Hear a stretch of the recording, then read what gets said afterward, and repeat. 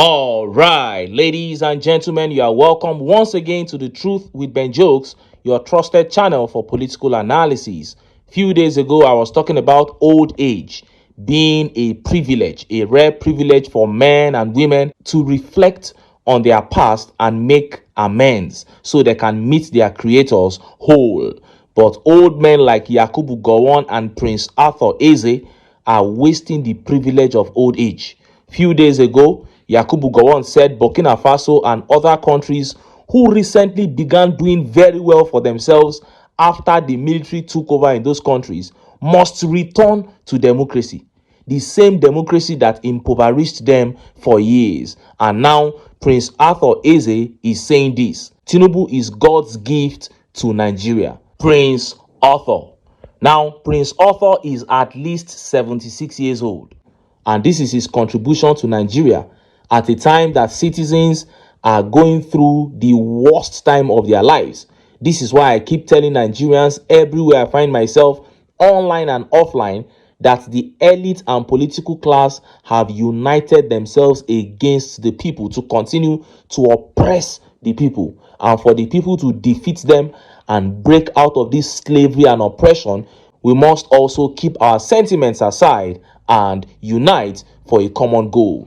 Now, let us look at the top stories. Another foreign battle has confronted Tinubu as a US law firm has moved to revoke his only educational certificate, the forged degree from Chicago State University. At this stage, it is clear that there are international forces trying to expose Tinubu's forgery, but there are still other international forces defending him. And concurrently, an important video began making the rounds. Finally, a popular figure in Nigeria's political debates has told Peter Obi and other members of the opposition what they need to do to get rid of Tinubu that all of them have ignored. And I believe this video will get to Peter Obi because the time to begin that action is now. Before I show you details of these top stories and how Nigerians reacted, let me quickly show you this video by Shehu Sani. You know, after criticizing APC for years, Shehu Sani finally sold out. He has been hired to defend Tinubu and he has been struggling seriously because he is not as good at lying as the likes of Daniel Bwala and Bayo Ononuga. Watch Shehu Sani in this interview as he gives a shameful appraisal of Tinubu's 2 years. At a point, he will make a point and he himself will counter the point. See the video. Well, first of all, like all other governments in the history of Nigeria, in the last 2 years, the President Bola Ahmed Tinubu administration has scored some positive points on a number of areas, and there are problems and challenges in also a number of areas. I come from Kaduna State, which is in the northwestern part of Nigeria. Of particular urgent and important interest to us is security. Our region has been faced with banditry and terror attacks for almost over a decade. And specifically in my own state, there are parts of the states that were virtually inaccessible because they have been under the control of bandits. And this has always been the case in Niger, Katsina, Zamfara, parts of Sokoto State, and Kebbi State.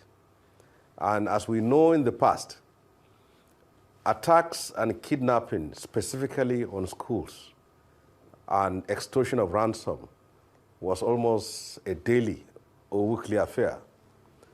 There are still challenges going on now, but I can't remember the last time when we have gotten reports where students were kidnapped and ransom were extorted. If you can remember in my own area state, there was attack on Greenfield University, Bethel Baptist High School, even the Nigerian Defense Academy, Polytechnic in Zaria, and other southern Kaduna were all under attack. But for now, things have calmed down. But that does not mean the security issues are virtually solved, but we can see improvement in that aspect of it. And then secondly, we have seen that the states now have more resources, which of course has been said to be part of the dividend of the removal of subsidy, which of course Nigerians are suffering as a result of rise in cost of living. So there are clearly an evident allocation of more funds to the states, which we have been seeing in a number of places. But I can say that in security, he has scored a lot, but we still have challenges. And on matters of the economy, people are still paying through their noses, but projects are going on at the state level. And then when you pick on the area of education, we have also seen funding going to the primary and secondary schools level within our own parts of the country. And I can also say that for the first time in the history of Nigeria, we have seen some reforms which were unthinkable. And it has been in the history of any country. No leader should dare initiate or trigger reforms and expect himself to be loved and clapped by all. Reforms comes with price, with consequences, with pains and suffering. And the public view about reforms will change only when it starts bearing fruits. So as far as I'm concerned, the government in a number of areas has achieved, and there are also areas which not much has been achieved, and that is where... You saw that. Shehu Sani clearly couldn't take a stand in that interview. And it is the height of insensitivity for anyone to say the security situation in Nigeria has improved. Even if it improved in Kaduna, understand that it has gone completely out of hand in other states in Nigeria. And he made a point about subsidy removal, and he himself quickly countered it. He said Nigerian governors are now receiving more allocations after subsidy was removed. But he said Nigerians are now extremely poor because the removal of subsidy led to inflation skyrocketing. Now, the question is, what have the governors done with the allocations? Is there any governor that has done anything that is close to being worth the life that citizens had before subsidy removal? No.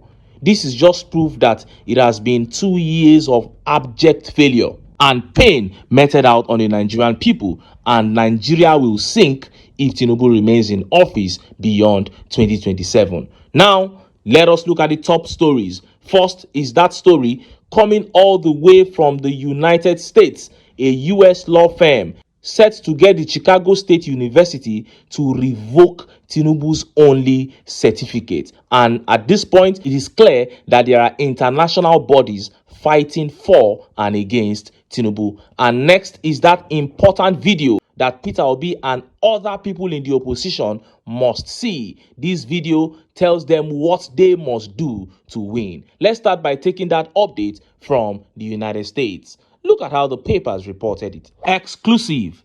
Panic grips Tinubu as U.S. law firm prepares massive mandamus for Chicago University to revoke Nigerian president's only certificate.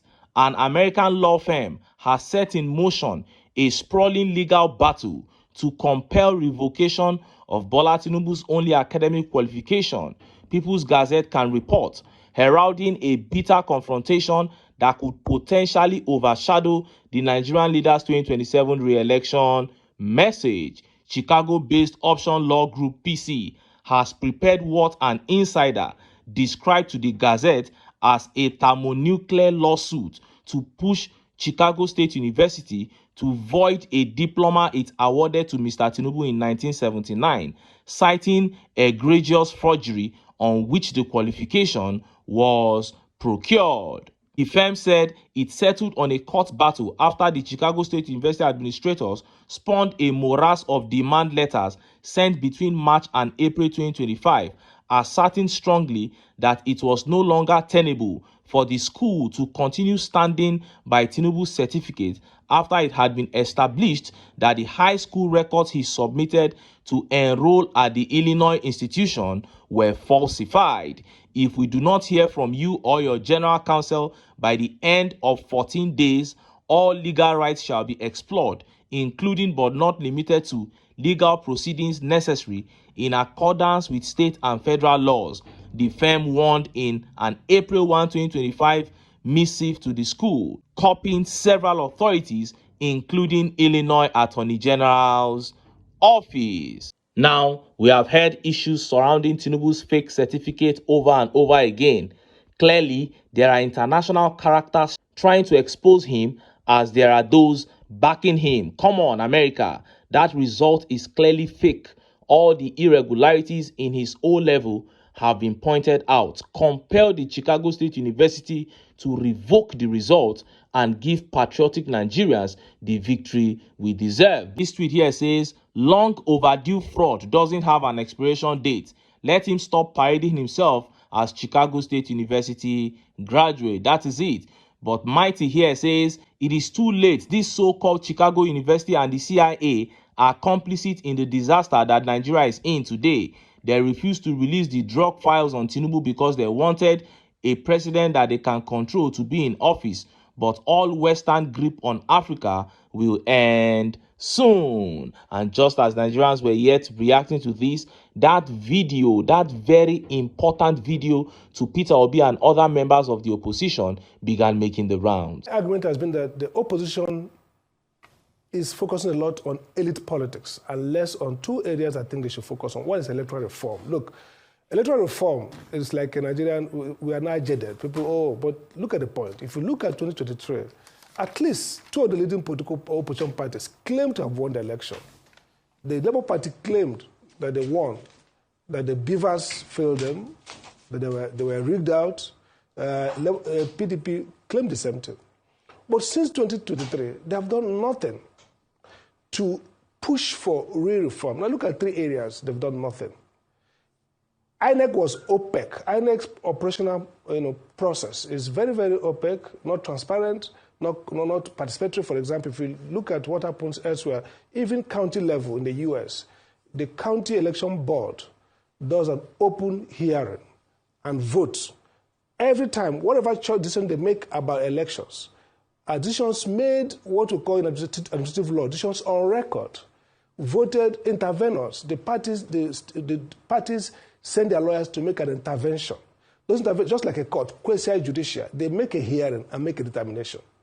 So, but here, in 2019, I've been arguing that the first crisis of the election in Nigeria is that the administrative procedure for decision-making is not controlled in a manner that INEC is restrained. For example, the issues around beavers, how do you deploy those things? Issues around electoral transmission. Those are not issues we leave for INEC post-election. They begin to quarrel.